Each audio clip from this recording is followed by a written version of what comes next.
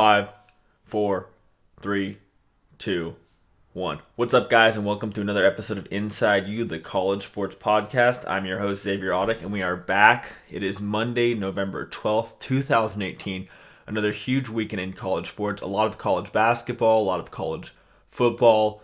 Not really as many interesting upsets this last weekend as there had been in the weeks preceding, but still a very pivotal weekend for college football, as many of the divisional races began to clarify themselves. Some were actually won. Clemson obviously winning the ACC's Atlantic Division for a fourth year in a row with their victory over Boston College.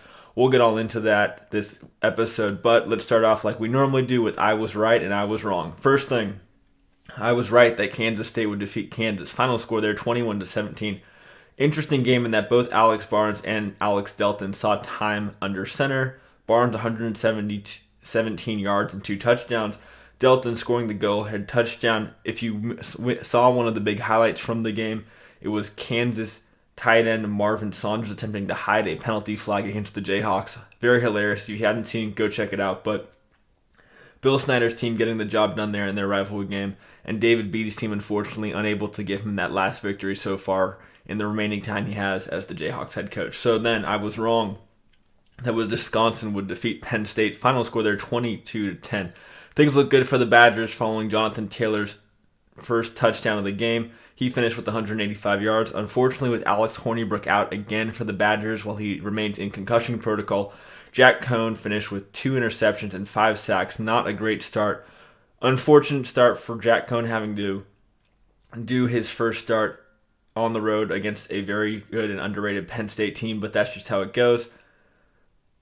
The Badgers continue to slip from what people thought would be a very interesting year. It'll be interesting to see where the Badgers go from here.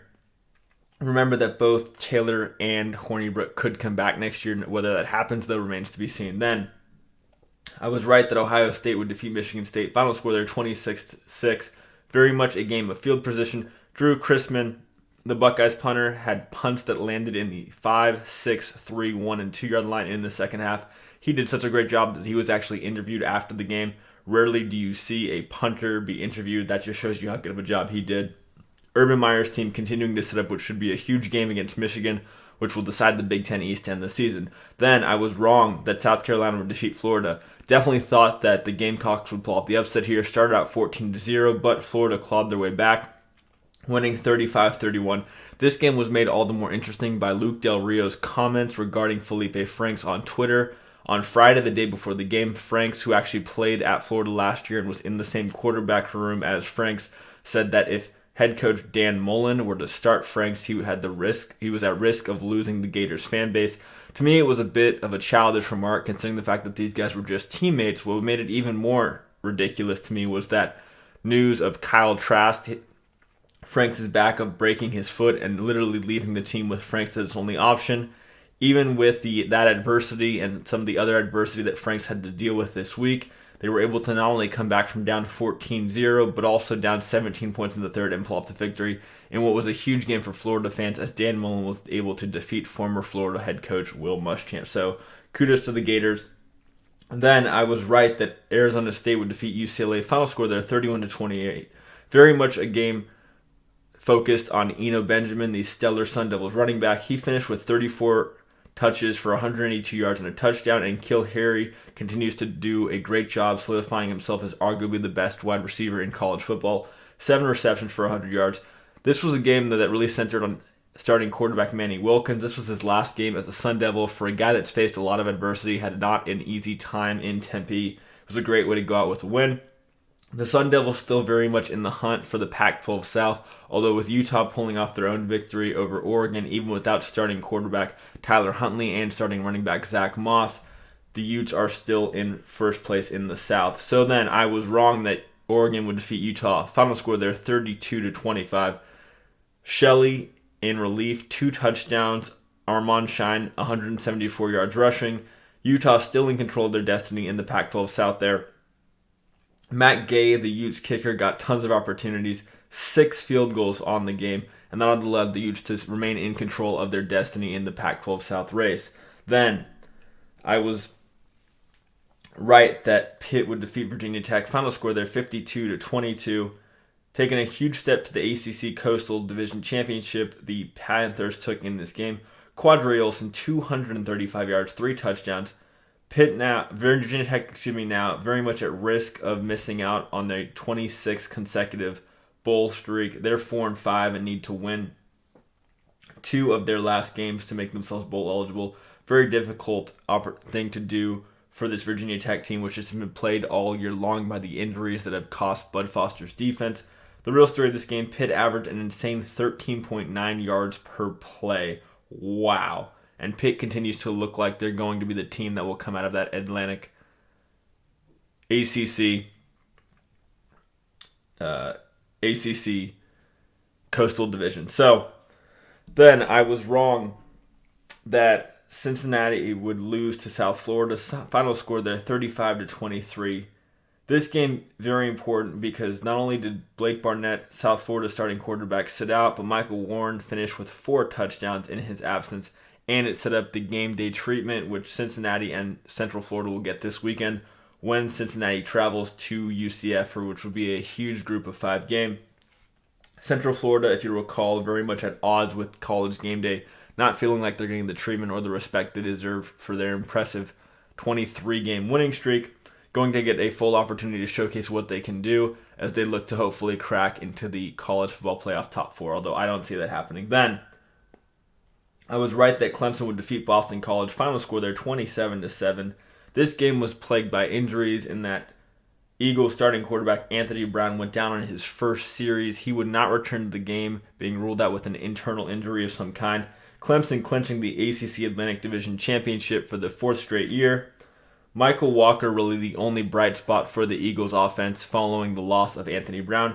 He had 1 punt return for a touchdown and a second one that would have been a touchdown had it not been called back for an unfortunate block in the back penalty.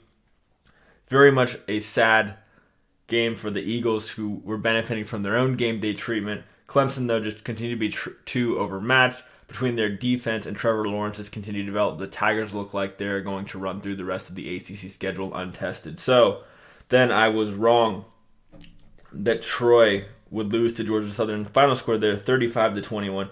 Troy now 6-0 in Sunbelt play, following the Trojans scoring 32 unanswered points to seal the victory here.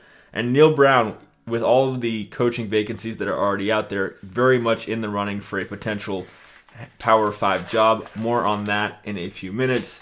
Then I was wrong that that Eastern Michigan would not cover against Akron. Well, they did win the game 27-7. The line was only 13. They were assisted by Akron's 3 interceptions, and with that, they failed to cover. Then I was right that Texas would defeat Texas Tech. Final score there, 41-34. Texas, though, blowing a 17-point lead in the 4th quarter. Sam Ehlinger, though, 4 touchdowns, and assisted by their defense stopping Jett Duffy on a crucial 4th and 1. Ehlinger's last touchdown pass of the day occurring to Jordan Humphrey, in which was reminiscent to many Texas Tech fans of the catch that Michael Crabtree had from Graham Harrell to defeat the at the time number 1 Longhorns. Then I was right that Boise would upset Fresno State. Final score there, 24-17. Ripien, 269 yards passing, another touchdown to 1 interception. The real story, though, the 49-yard strike they had to clear Shakir, which really put this game in the bag for the Broncos. And with that victory now, Boise State very much has an opportunity to come out of that Mountain Division, even though they do still trail Utah State. And then I was right that Temple would defeat Houston. Final score there, 59-49.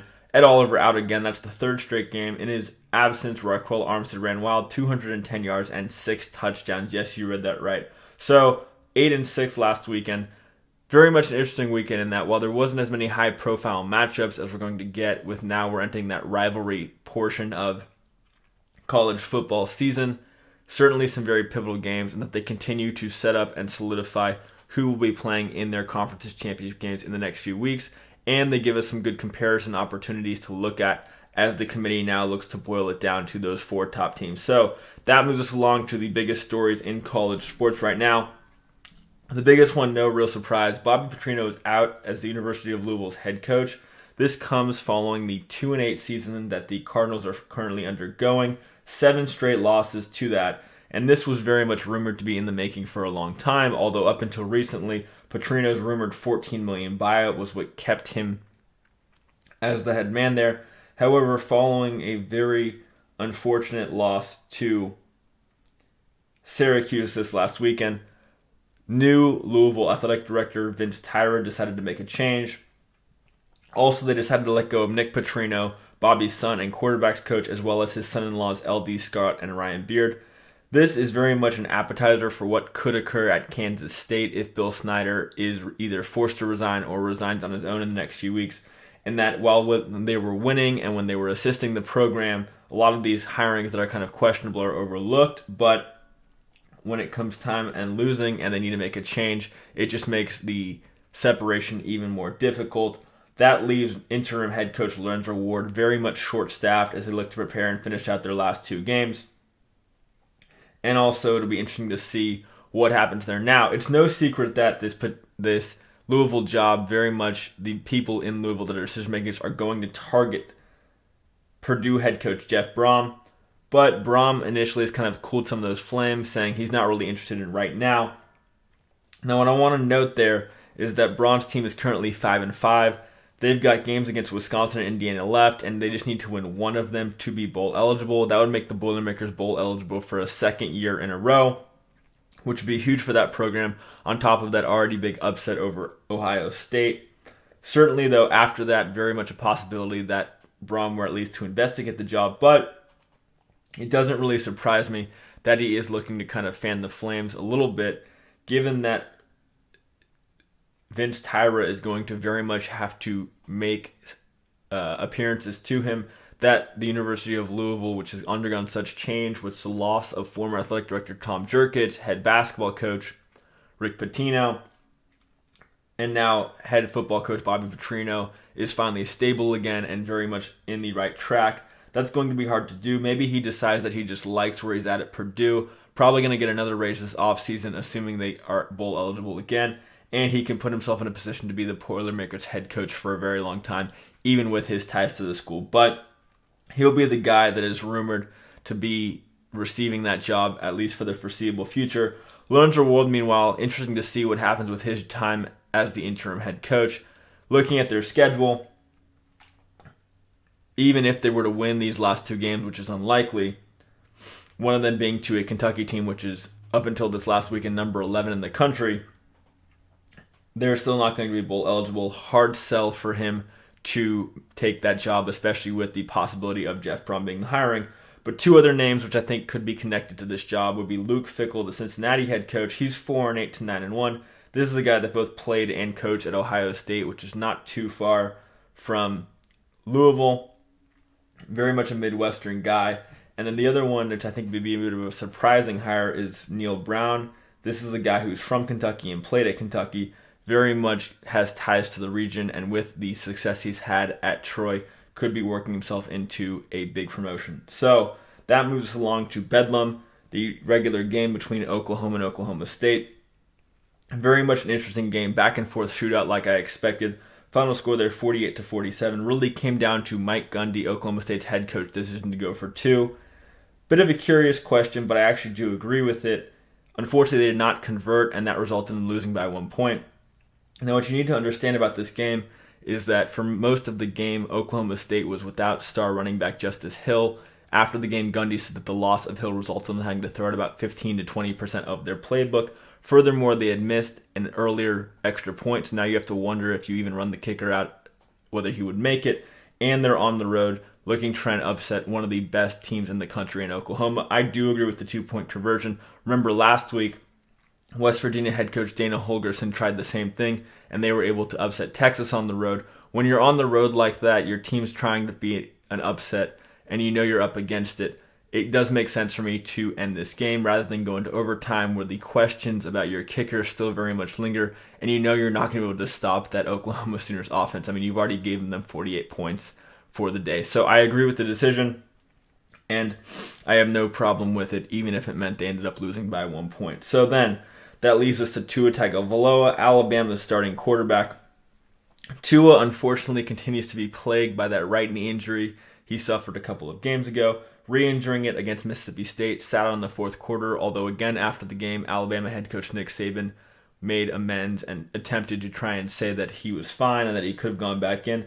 Certainly, though, he's now banged up, and looking at the rest of their schedule, this weekend they've got a less than impressive Citadel team, then they've got Auburn in the Iron Bowl, then the SEC Championship game, and hopefully the playoff.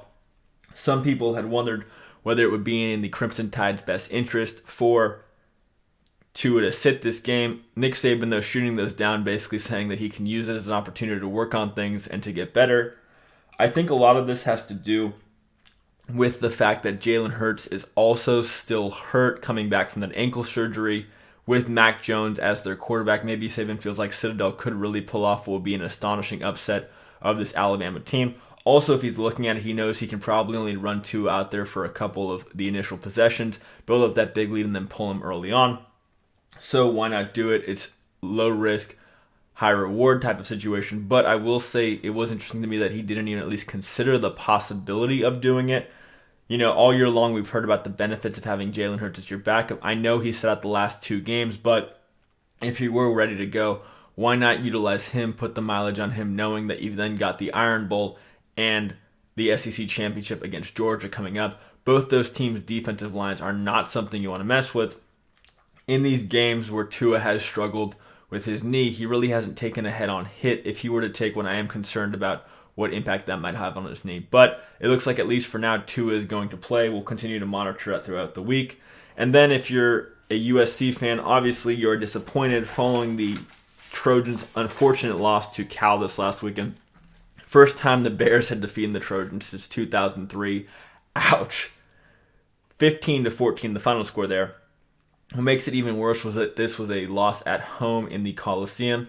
And now with both UCLA and Notre Dame looming, USC very much in a situation where they could possibly finish bowl ineligible, which would just be terrible for a Trojans USC program that prides itself on its football team.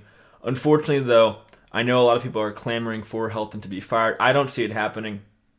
And the real reason is that contract extension he received before the year. Going in, I was not a fan of the extension. I know that a lot of it had to do with the recruiting class that he put together, but the reality is that when you're USC's head coach, you should be able to put together a top recruiting class just about every year. So then we have to just measure it on on-field play. Last year certainly did not meet expectations. I think last year the expectations were a little bit overblown going into the season. We had lost stellar playmakers like a Dory Jackson that really did a lot for the team, and basically we were forced to say, Darnold, figure out on your own. The offensive line still hasn't been great. That's one of the reasons why they finally did move on from Neil Callaway. And looking at this year, certainly a very down year for the Trojans. You have to question whether freshman JT Daniels really is the long-term solution for the Trojans. He has certainly struggled. Whether that's all his fault is unclear, but definitely going to be a lot of people clamoring for Helton to be fired. But unfortunately, I just don't think they do that with that $20 million buyout looming. Also, looking around the available head coaches, many of the same names will pop up for that USC program if they did make a move. Jeff Brohm being one of them. I actually like that decision if they were to get Brohm because he is known as being a bit of a quarterback whisperer. I think he could do a lot with determining whether Daniels is or is not the Trojans guy long term. Also, given that he's a Big Ten guy, he'll hopefully finally shore up the offensive and defensive line struggles that have plagued the Trojans for, in my opinion, the last few years. But that's going to be a hard sell. Again, maybe Braun just decides that he likes being in West Lafayette. He knows he could be there for a long time.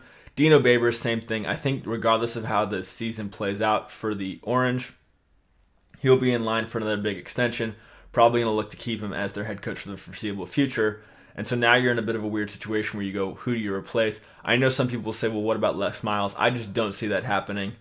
And we're now in a situation where the Trojans continue to look to try and figure out what to do for the long term. But I do see, barring them losing to both UCLA and Notre Dame, not being bowl eligible, and then some type of weird off-field scandal, Helton back in 2019. So that moves us along to Duke basketball.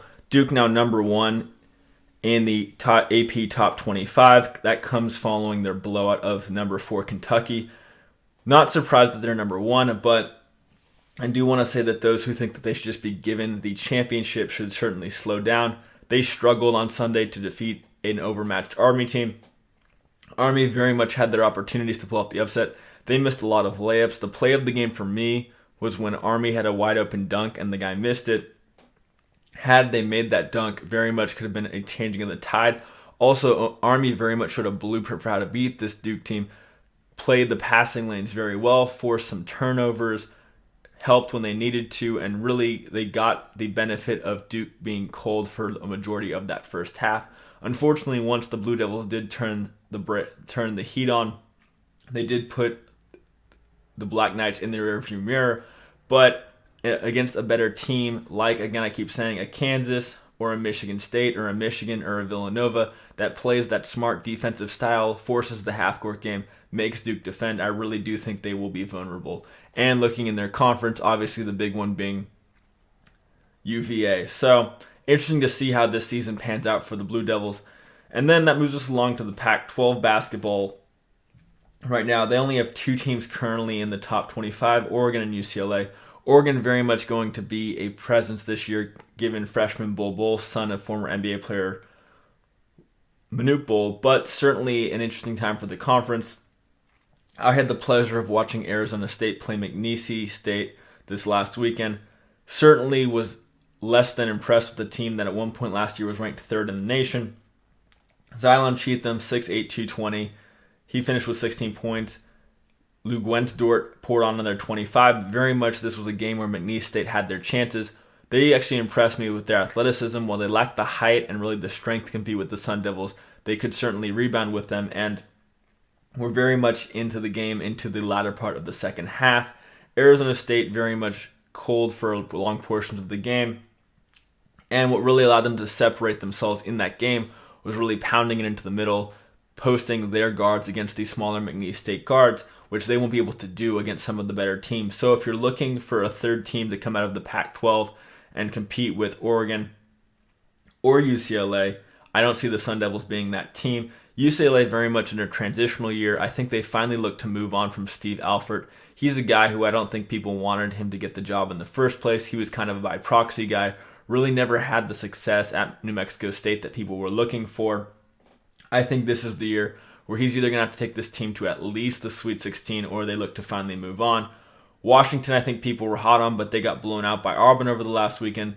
USC lost to Vandy, and then tonight Stanford lost to UNC 90-72. So for a conference that's already struggling to stay relevant in football, Washington State really the only program right now on the national radar.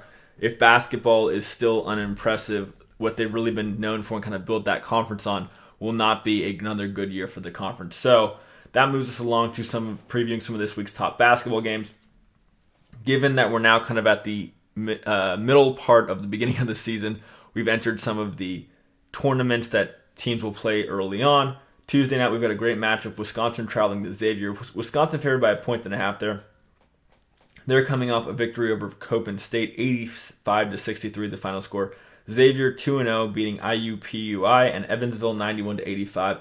And this is a very interesting game for me in that in Greg Gard, the Wisconsin head coach, you've got a guy who's really looking to separate himself from former head coach Bo Ryan. They're coming off a year last year in which they finished 16-15.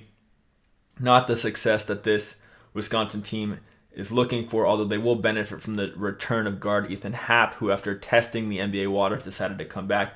Xavier, on the other hand, they've got a new head coach in Travis Steele. Early reports suggest that the players are excited to play for him. This team will look different with the loss of stalwarts like P.J. McCurra and Trevon Blewett, and certainly going to have some new high scorers this year. But when I look at this team and Travis Steele, here's a guy who really made a name for himself for his defensive efforts. I think Xavier in the Cintas Center at home really comes out strong defensively, takes it to the Badgers, and comes up with the upset here. So I've got the Musketeers pulling out the upset. Then Memphis traveling to LSU. LSU favored by 11. Will Wade, LSU's head coach, certainly entered the season with a lot of hype. Unfortunately, the sentiments on the Tigers have faded a little bit with him being named many times in connection with the pay-for-play scandal that is still working its way through the court system. Memphis, on the other hand, entering the season with a lot of hype, having hired former standout player Penny Hardaway as their new head coach. They're coming off a 76-61 victory over Tennessee Tech.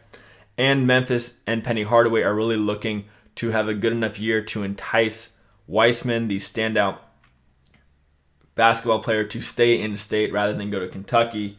Certainly, I think they picked up a little bit following the Wildcats' season opening loss to Duke, but still going to be a hard sell there. Definitely an uphill battle. LSU coming off a victory over UNC Greensboro 97-91, and I think the Tigers get the job done here in a game that could have either no effect or a little effect or a lot of effect on Weissman's future decision. But it'll be interesting to see how the Tigers fared this year. Certainly going to be a year of transition, but I do think that Penny Hardaway's time as a former middle school and high school and AAU guy will allow him to turn that program around sooner rather than later. So, moving on to Wednesday, Michigan traveling to Villanova. No line yet on that game, but this is a rematch of last year's national championship game. Certainly going to be interesting in that John Beilein enters the season having been given the overture by the Detroit Pistons. He, though, turned that job down, decided to remain in Ann Arbor.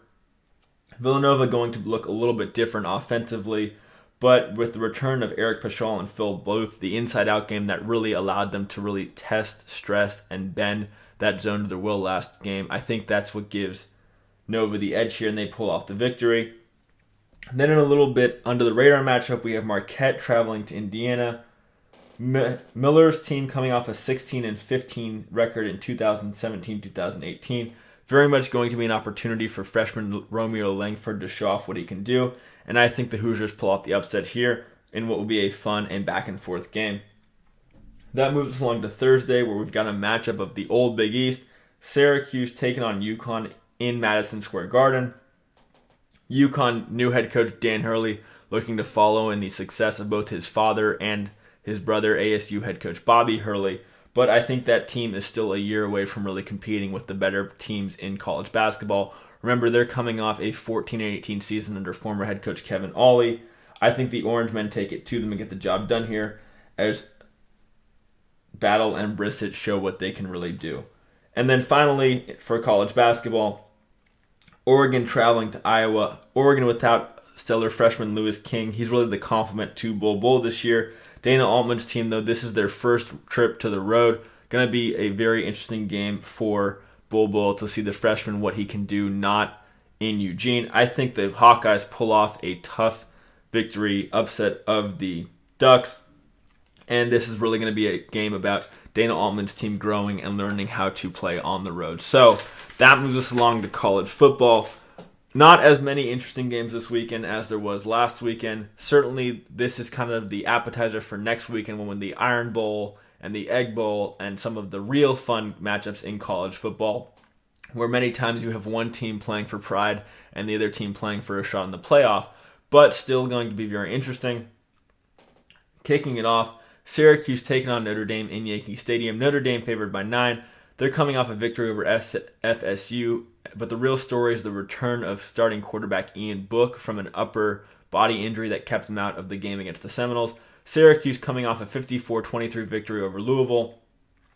Also, this is kind of a comparison game for the committee, given that Syracuse also really took it to and had the Clemson Tigers on their heels. If Notre Dame were to really pull off with a stellar upset victory over the Orange, that would really make it difficult for the committee to leave them out in the event that both Syracuse and Clemson finished undefeated. And let's say Georgia beats Alabama narrowly in the title game, but the committee still feels like two SEC teams should come in. So really this game to me doesn't come down to Ian Book but Dexter Lawrence. Since he's returned, the Fighting Irish's offense has looked really good.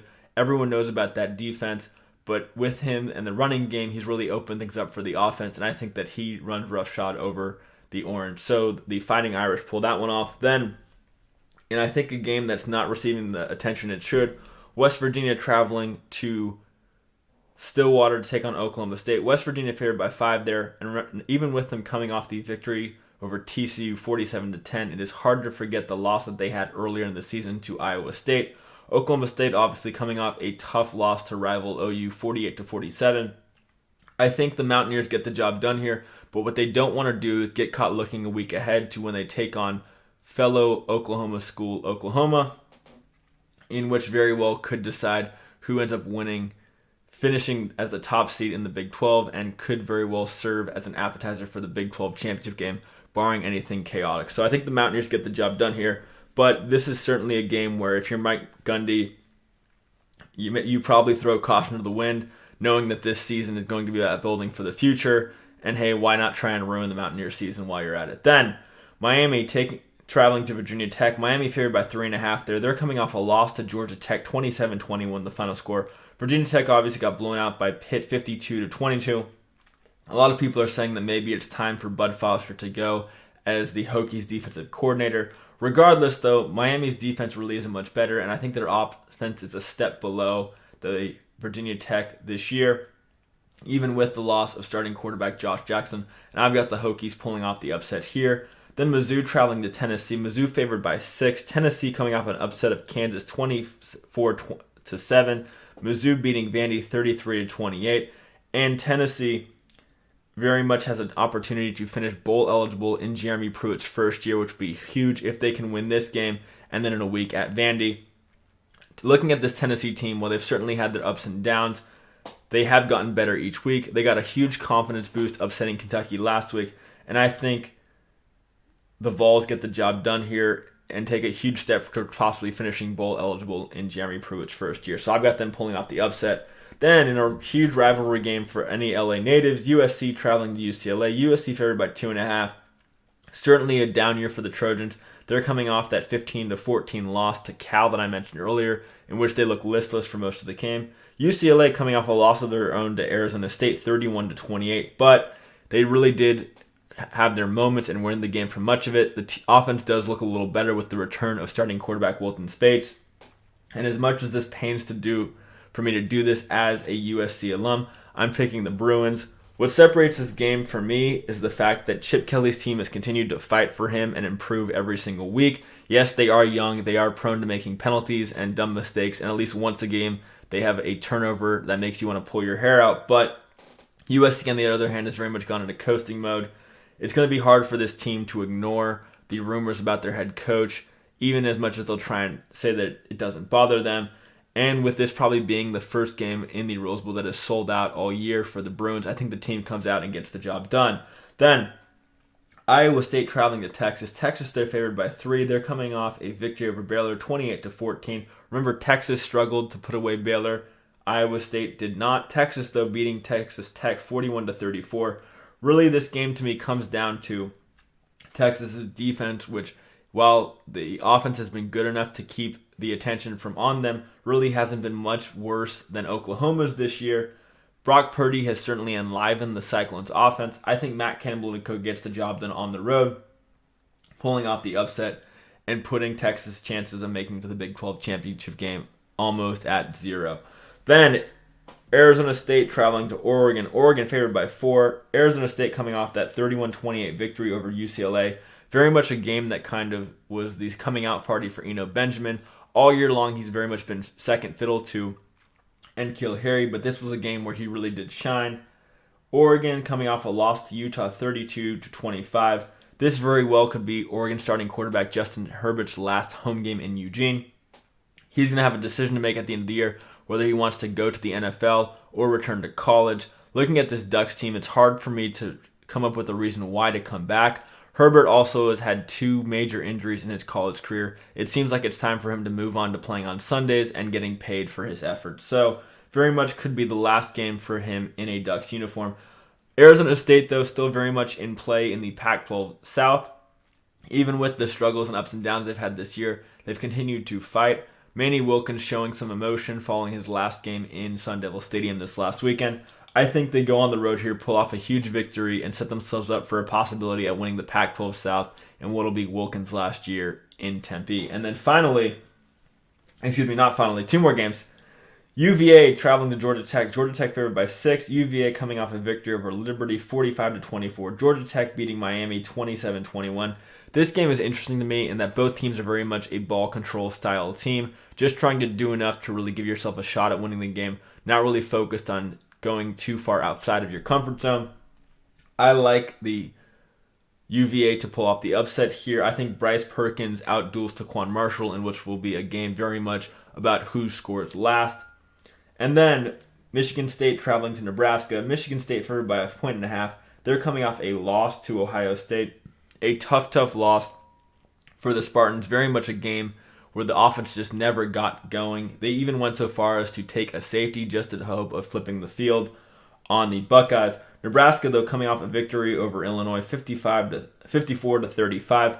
I think Scott Frost, even with his team now out of bowl eligibility, pulls off one big victory over the year. Looking at their schedule, they get Iowa at Iowa in a week. This is their last home game of the season, and I think they leave those within Lincoln on a high note, pulling off the upset over the Spartans. So that's it for me today, guys. I will be back on Wednesday for Group of 5 Wednesday. It'll be another huge episode of Inside You, a lot to discuss.